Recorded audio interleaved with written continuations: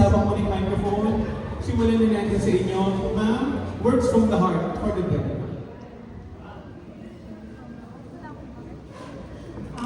Happy birthday, Beth. Alam mo kung gaano ka namin kamahal, Daddy. Ang sabi ni Nurse na ano yung legal na pwede mo na gawin sa age na 18? Anything siguro. Ayan, pinayagan na ka na namin lumayo. Kahit ayaw ko, kahit ayaw namin. Pero alam ko, kakayanin mo at tiwala ako sa iyo sa kakayanin mo. Sana matapos mo yung pag-aaral mo. Alam ko naman, matatapos mo yun. At matupad mo yung pangarap mo. I love you. Palagi lang kami nandito ni Daddy, ni Ate, para sa iyo. I love you so much. Very well said. Once again, everyone, dalawin mga kapatid sa everyone, Mami Rika Nasco. Mukha naman tayo again, everyone, Sir Ringo Nasco.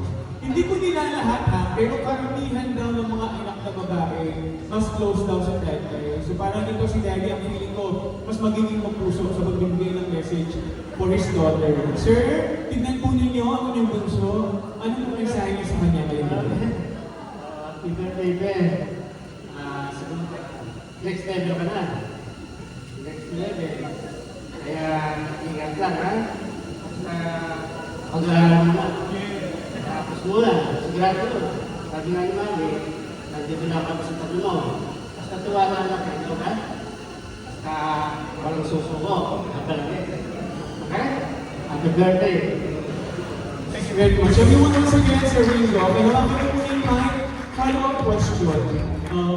Nagbigay din po sa debutant yung advice niyo sa kanya, life in general, sabi niyo magtapos ng pag-aaral. Pagdating naman po sa usaping love life, ano po masasabi niyo sa debutant natin? Pwede ba? Bawal ba?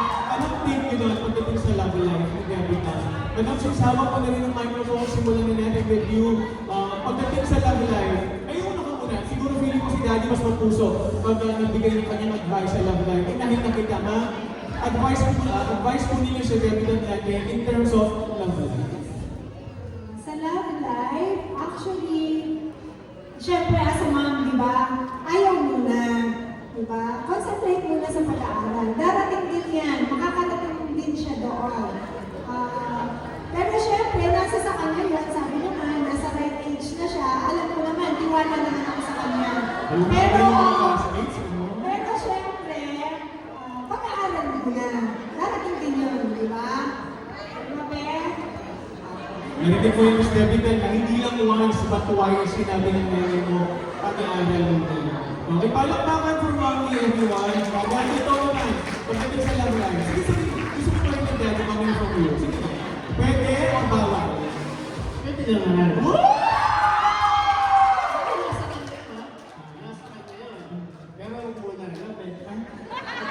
Hindi ko na ako eh. Pero kung narating yung sitwasyon, wala ka na magagawa, sir. Hahayaan mo na, di ba? Pero magagawa pagka tinako. Okay. Pero kung ikaw yung magdidesisyon, bawal. Wala, pero... Hindi natin para mas malalaw. Kung si Daddy daw magdidesisyon, susuportahan niya. Pero pag si Daddy daw tatanungin, ayaw niya. Tama? Tumango na lang si Daddy. Pero, depende na. Depende. Sige, depende sa tao, no, sir. Depende sa akin ang David na. Hindi naman ako sasama. Pero kasi sir, baka, siyempre, baby mo pa ito, ayaw mo masaktan. Baby ko pa rin. Okay. Nakalaban lang. Ay, pag sa pag-organ naman ka. Susuway. Ay, okay lang. Parang sinasabi ni sir na okay lang, wala naman siyang magagawa. Pero debutant, you know your limitation. Parang yan ang sinasabi ng parents mo, ha? Once again, ang palakpakan po natin dalawang parents ng debutant, Mami Rika and Daddy Rico. Picture po kayo tatlo niyan. Ilan yung ko sa usapan namin, ha?